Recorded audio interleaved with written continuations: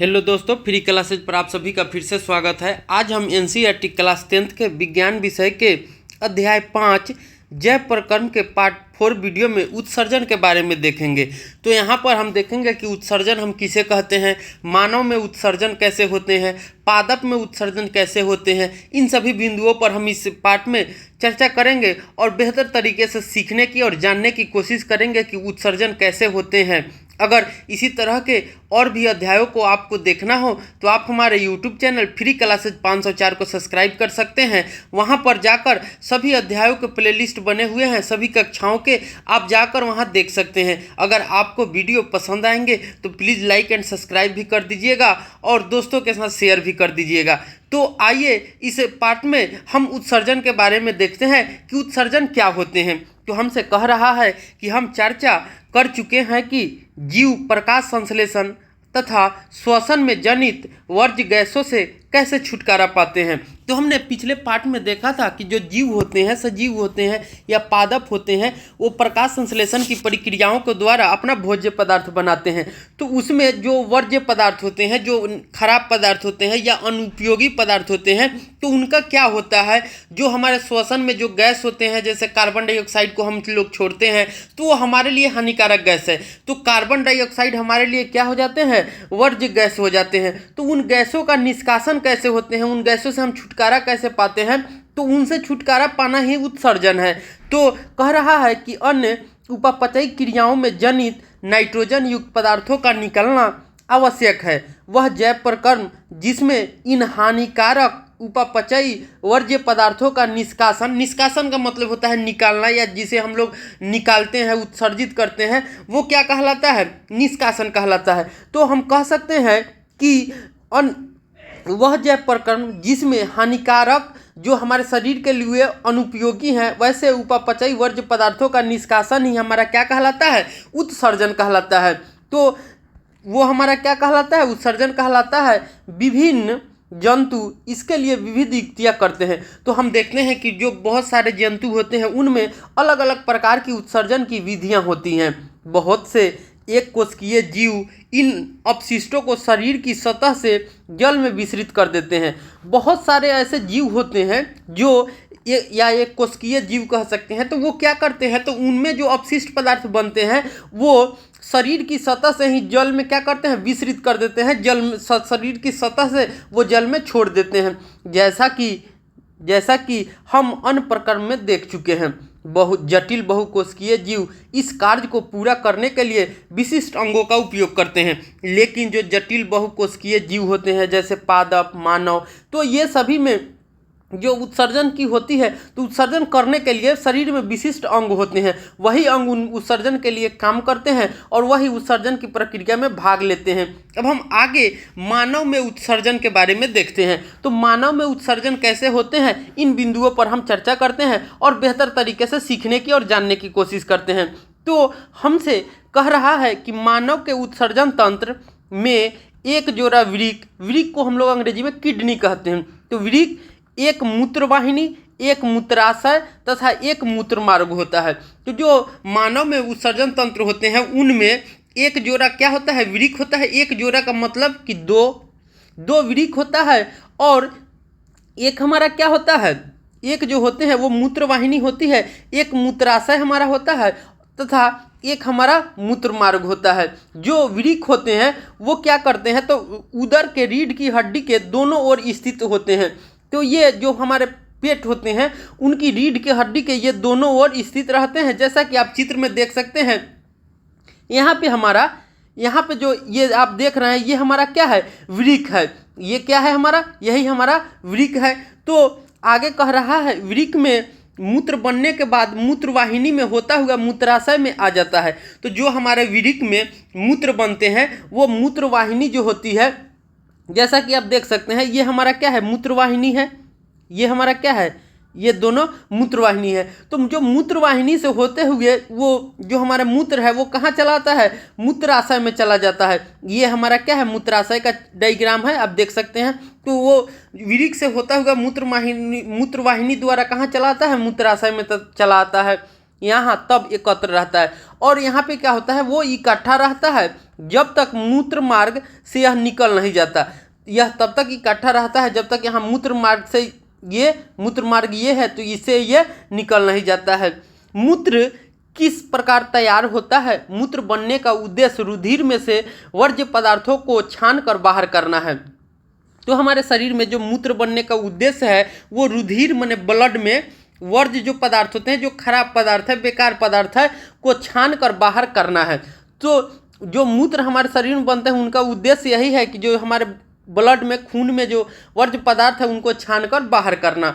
फुसफुस में CO2 carbon dioxide रुधिर से अलग हो जाती है। जो हमारा फुसफुस था तो उसमें जो कार्बन डाइऑक्साइड होते हैं वो ब्लड से अलग हो जाते हैं, जबकि नाइट्रोजनी वर्ज्य पदार्थ जैसे यूरिया, यूरिक अम्ल वृक्क में रुधिर से अलग कर लिए जाते हैं। तो जब CO2 जो होते हैं वो ब्लड में ही अलग हो जाते हैं, लेकिन जो हमारे नाइट्रोजनी पदार्थ होते हैं जैसे यूरिया या यूरिक अम्ल वो क्या होते हैं तो वृक्क में रुधिर से अलग कर लिए जाते हैं, वे वृक्क में अलग होते हैं। यह कोई आश्चर्य की बात नहीं है कि वृक्क में आधारी निस्यंदन एकक फुसफुस की तरह ही बहुत पतली भित्ति वाली रुधिर कोशिकाओं का गुच्छा होता है। तो जो हमारे वृक्क में आधारी जो निस्यंदन है एकक होती है वो फुसफुस की तरह ही होती है और बहुत पतली भित्ति वाली रुधिर कोशिकाओं का एक गुच्छा होता है। वृक्क में प्रत्येक केशिका गुच्छ एक नलिका के कप के आकार के सिरे के अंदर होता है। यह नलिका छने हुए मूत्र को एकत्रित करती है। प्रत्येक वृक्क में, जैसा कि ये देख सकते हैं, हमारा मानव उत्सर्जन तंत्र का क्या है, ये डायग्राम है। तो आप देखिए ये हमारा वृक्क होता है, इसे हम लोग बाईं वृक्क कहते हैं, बायां वृक्क। तो ये हमारा क्या हो जाएगा, दायां वृक्क हो जाएगा। ये जो है, ये जो ब्लू आपको दिख रही है ब्लू चित्र, ये हमारा क्या है, ये सीरा है, जबकि ये रेड कलर के दिख रहे हैं हल्का सा, ये हमारा क्या है, धमनी है। ये जो होते हैं वाइट कलर के दिख रहे हैं ये हमारा मूत्र वाहिनी है। यहाँ महासीरा होते हैं, ये जो होता है ये कप जैसा हमको दिख रहा है ये मूत्राशय है, और ये हमारा क्या है, मूत्र मार्ग है। आगे हम देखते हैं अनेक निस्यंदन एकक होते हैं जिन्हें विक्राणु नेफ्रॉन कहते हैं। तो जो अनेक निस्यंदन जो होते हैं वो हमारे शरीर में एकक होते हैं जिन्हें हम लोग क्या कहते हैं, विक्राणु या अंग्रेजी में नेफ्रॉन कहते हैं, जो आपस में निकटता से पैक रहते हैं। तो जो नेफ्रॉन होते हैं वो आपस में क्या होते हैं, तो आपस में पैक होते हैं। प्रारंभिक निस्यंद में कुछ पदार्थ जैसे ग्लूकोज, एमिनो अम्ल, लवण और प्रचुर मात्रा में जल रह जाते हैं। तो इनमें प्रारंभिक जब निस्यंदन होता है तो इनमें जो होते हैं तो कुछ पदार्थ रह भी जाते हैं जैसे ग्लूकोज, एमिनो अम्ल, लवण, और प्रचुर मात्रा में जल जो होते हैं वो रह जाते हैं। जैसे जैसे मूत्र इस नलिका में प्रवाहित होता है इन पदार्थों का चयनित पूर्ण पोषण हो जाता है। जल की मात्रा, पूर्ण शोषण, शरीर में उपलब्ध अतिरिक्त जल की मात्रा पर तथा कितना विलेय वर्ज्य उत्सर्जित करना है पर निर्भर करता है। तो कितना जो विलेय उसमें वर्ज्य पदार्थ है, खराब पदार्थ है, उत्सर्जित करना है, इस बात पर वह निर्भर करता है।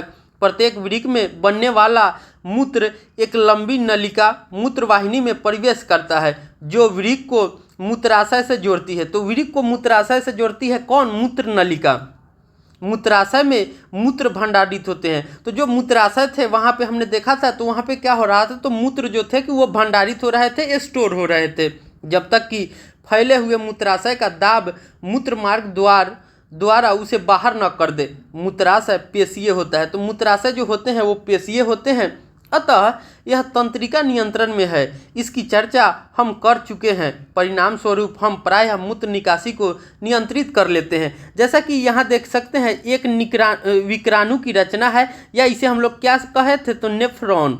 ये हमारा किसकी रचना है, तो ये हमारी नेफ्रॉन की रचना है। जैसा कि देख सकते हैं आप, तो ये जो होते हैं ये हमारा वृक्क शिरा की शाखा है, ये वृक्क धमनी की शाखा है।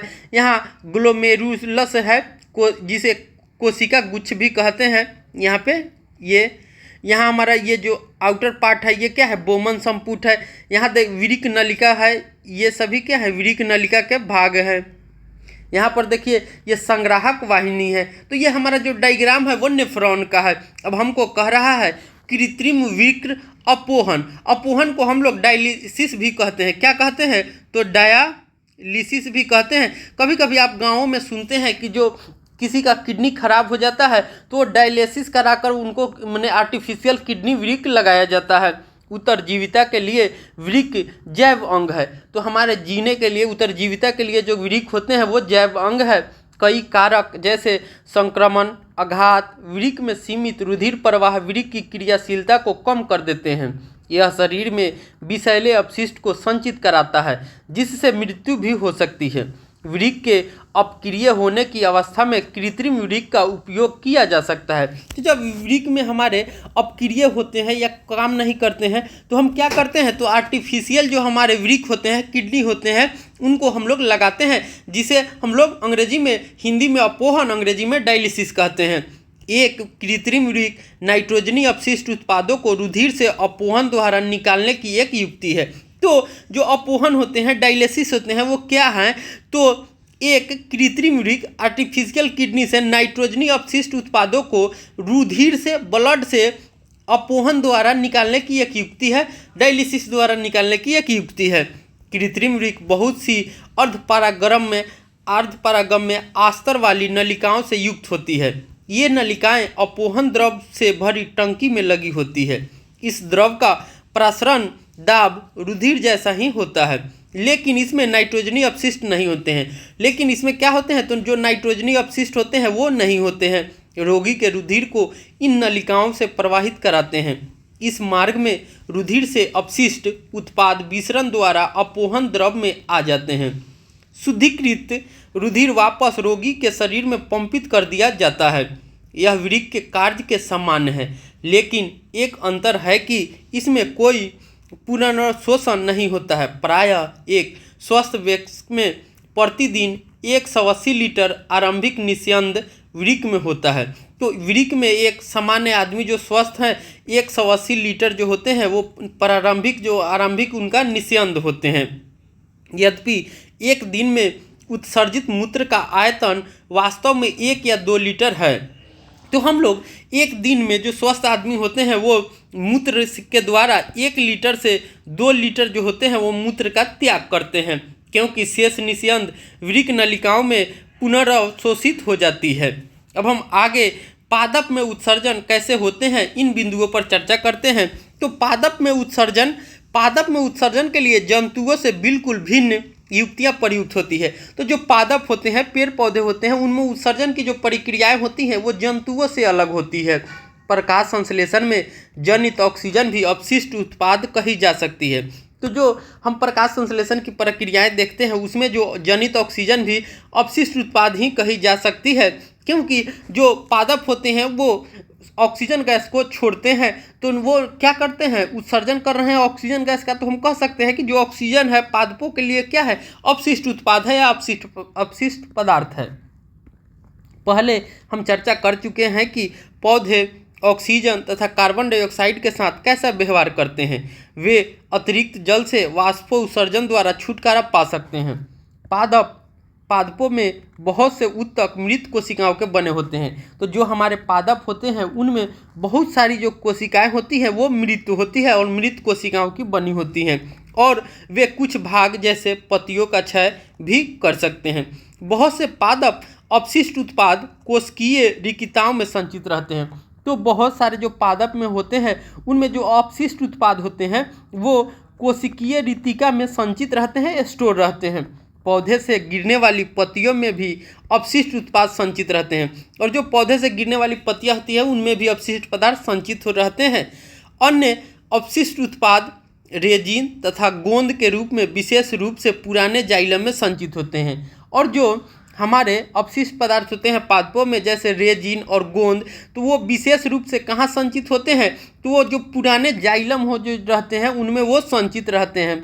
पादप भी कुछ अपशिष्ट पदार्थों को अपने आसपास की मृदा में उत्सर्जित करते हैं, और जो पादप होते हैं वो उनमें जो अपशिष्ट पदार्थ होते हैं वो अपने आसपास की जो मिट्टी होती है उनमें भी वो उत्सर्जित करते हैं। अब हम आगे देखते हैं कि विचार करें अंगदान। तो जब हम शरीर होता है तो शरीर के अंग जो रहते हैं कि ये कार्य करते हैं। तो जब हम अंग दान करते हैं तो अंग दान का यहाँ मतलब हो जाता है कि जब हम डेथ कर जाते हैं या कोई आंशिक हमारी मृत्यु हो जाती है तो उस समय जो हम अंगों को अपना दान कर देते हैं, अंगों को दान देते हैं, वही हमारा क्या कहलाता है, अंग दान कहलाता है। अंग दान एक उदार कार्य है। ये मैंने उदार कार्य का मतलब एक अच्छा काम है जिसमें किसी ऐसे व्यक्ति को अंग दान किया जाता है जिसका कोई अंग ठीक से कार्य न कर रहा हो। यह दानदाताओं और उनके परिवार वालों की सहमति द्वारा किया जा सकता है। अंग और उत्तक दान में दानदाता की उम्र लिंग मायने नहीं रखता। तो जब हम अंग दान करते हैं या उत्तक दान में तो क्या होता है कि जो दान कर रहा है उसकी उम्र और लिंग मायने नहीं रखता कि वह स्त्री है या पुरुष है, इस बात पे वह डिपेंड नहीं करता है। प्रत्यारोपण किसी व्यक्ति के जीवन को बचा या बदल सकता है। तो जो प्रत्यारोपण है, जब हम मैंने किसी दूसरे व्यक्ति में लगाते हैं वो उन अंगों को, वही हमारा प्रत्यारोपण होता है। तो प्रत्यारोपण जो होते हैं वो किसी व्यक्ति के जीवन को बचा सकता है या बदल सकता है। आगे ग्राही के अंग खराब अथवा बीमार या चोट की वजह से क्षतिग्रस्त होने के कारण अंग प्रत्यारोपण आवश्यक हो जाता है। अंग दान में किसी एक व्यक्ति के शरीर से शल्य चिकित्सा द्वारा अंग निकालकर किसी अन्य व्यक्ति, ग्राही, जो देते हैं वो दाता कहलाते हैं और जो लेते हैं वो क्या कहलाते हैं, ग्राही कहलाते हैं, शरीर में प्रत्यारोपित कर दिया जाता है। सामान्य प्रत्यारोपण में कॉर्निया, गुर्दे, दिल, यकृत, अग्नाशय, फेफड़े, आंत और अस्थि मज्जा शामिल है। तो जो सामान्य प्रतिरोपण होते हैं वो हमारे शरीर में, तो हम कह सकते हैं सामान्य जो प्रतिरोपण है वो क्या क्या हो जाते हैं, तो कॉर्निया, गुर्दे, दिल, यकृत, अग्नाशय, फेफड़े, आंत और अस्थि मज्जा शामिल है। अधिकांशतः जो होते हैं उनमें अंगदान और उत्तक दान दाता की मृत्यु के ठीक बाद होते हैं। तो जो दाता है, देने वाले हैं अंगदान, उनको जो हम इन अंगों का काम करते हैं तो उनकी मृत्यु के बाद करते हैं, जब डॉक्टर किसी व्यक्ति के मस्तिष्क को मृत घोषित करता है तब। लेकिन कुछ अंगों जैसे गुर्दे, यकृत का कुछ भाग, फेफड़े इत्यादि और उत्तकों का दान दाता के जीवित होने पर किया जा सकता है। तो हमारे शरीर में कुछ ऐसे अंग होते हैं जैसे गुर्दे, यकृत या यकृत का कुछ भाग, फेफड़े, तो ये सब क्या होते हैं, तो हम लोग उत्तकों के जीवित होने पर भी इनको दान कर सकते हैं। अब हम आगे देखते हैं कि इस अध्याय में जैव प्रकर्म में हमने क्या क्या सीखा है। तो हमने देखा था कि जो जैव प्रकर्म होते हैं उनमें विभिन्न प्रकार की गतियों को जीवन सूचक माना जाता है। तो हमारे जीवन में बहुत सारी जो जैविक प्रक्रियाएं होती हैं, जैविक क्रम होता है, या उसे हम लोग कह सकते हैं कि ये हमारे जीवन की गतियां हैं जो हमारे जीवन को सूचक बनाती है, और सूचक मान सकते हैं कि ये क्रियाएं अगर नहीं हो तो हम लोग जीवित भी नहीं रह सकते हैं। आगे हमने सीखा था कि जीवन के अनुरक्षण के लिए पोषण, श्वसन और शरीर के अंदर पदार्थों का संवहन तथा अपशिष्ट उत्पादों का उत्सर्जन आदि प्रकर्म आवश्यक है।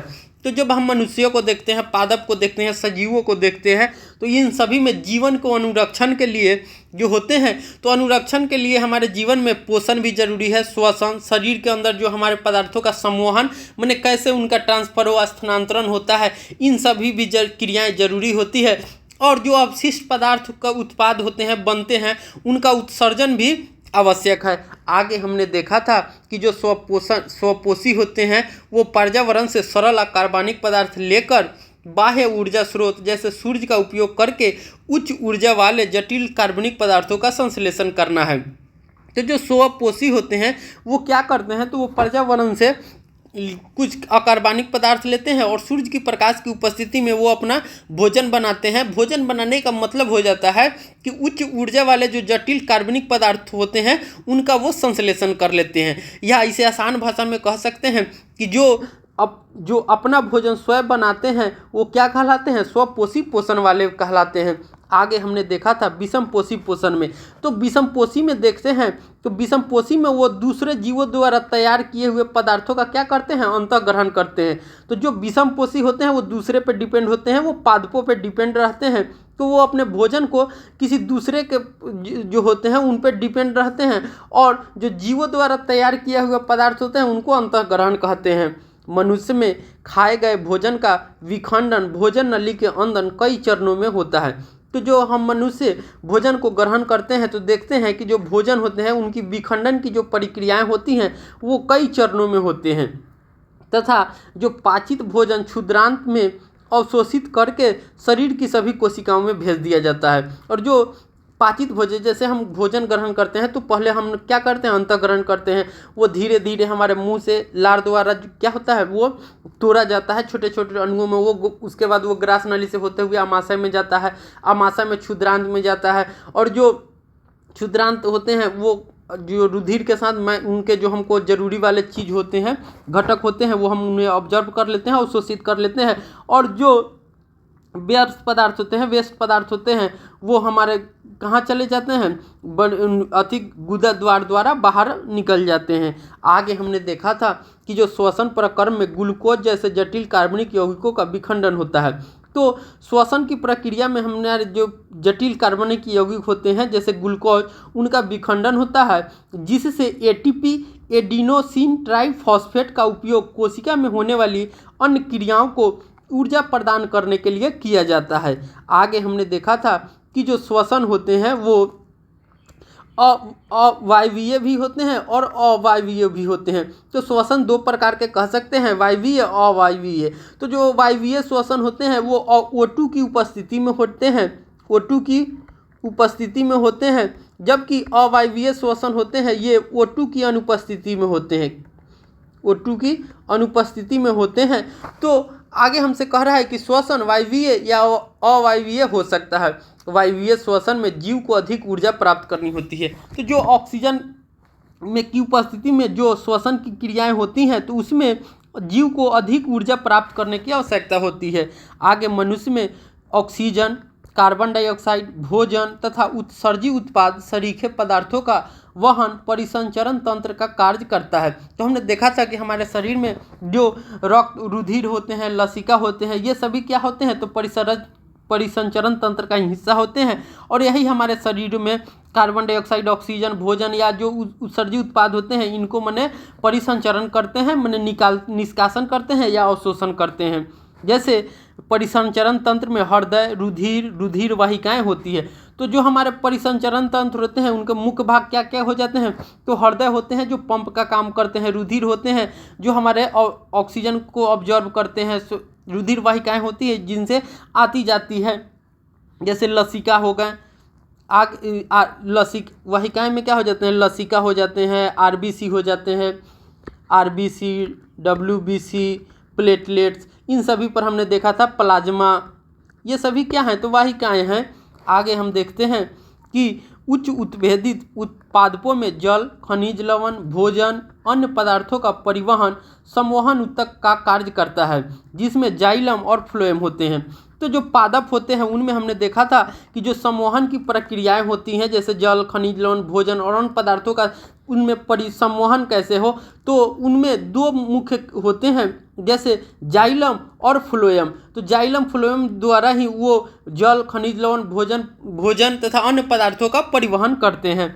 आगे हमने देखा था कि मनुष्य में उत्सर्जी उत्पाद विलेन नाइट्रोजनी यौगिकों के रूप में वृक्क में विकिरणाणु द्वारा निकाले जाते हैं। तो जो हमारे शरीर में उत्सर्जी पदार्थ में जो नाइट्रोजनी यौगिक होते हैं उनको वृक्क में जो नेफ्रॉन होते हैं, नेफ्रॉन द्वारा वो निकाले जाते हैं। आगे पादप अपशिष्ट पदार्थों से छुटकारा प्राप्त करने की विधि विविध तकनीकों का उपयोग करते हैं। तो पादप अपशिष्ट पदार्थों से छुटकारा पाने के लिए विभिन्न तकनीकों का हम लोग उपयोग करते हैं। जैसे उदाहरण के लिए हम देख सकते हैं कि अपशिष्ट जो पदार्थ होते हैं वो कोशिका रितिका में संचित किए जा सकते हैं या गोंद रेजिन के रूप में तथा गिरती पत्तियों द्वारा दूर किया जा सकता है। ये अपने आसपास मृदा में भी उत्सर्जित कर देते हैं।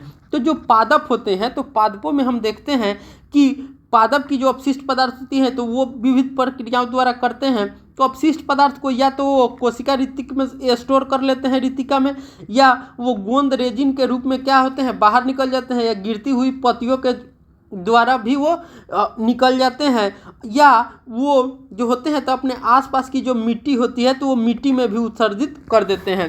इस तरह से हमारा NCERT क्लास 10th के अध्याय 5 जैव प्रक्रम समाप्त हो गया। उम्मीद है आप लोगों को वीडियो अच्छा लगेगा।